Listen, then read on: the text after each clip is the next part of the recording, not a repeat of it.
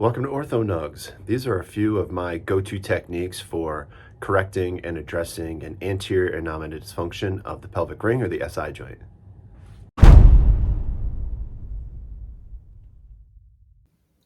The purpose of the techniques in this video would be to correct a right anterior innominate by creating a right posteriorly directed torque or moment. So you can see this simple technique here.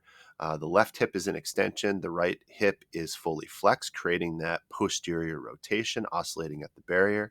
This is a slight modification on that technique. Again, hip is in end range flexion. I'm placing my hand posterior to the ischium to create more of a posterior moment on that right innominate. Now, if you or the patient aren't comfortable with that hand position, you can also use a wedge on the posterior aspect of the ischium. That frees up my left hand to apply a bit more overpressure in a posterior direction on the right ASIS. Now this is a side lying variation.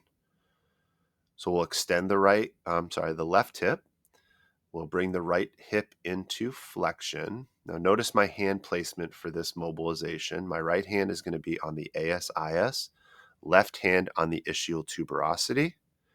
I like having my forearms parallel to one another. It gives me better leverage using my pec major to create a posterior rotation moment on the very stable pelvic ring, oscillating at the barrier.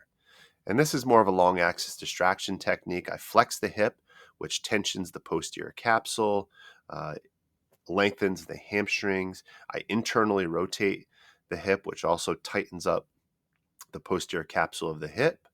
And then I apply that oscillatory long axis traction mobilization force. I can also, as you can see, do more of an HVLA, high velocity mobilization technique as well.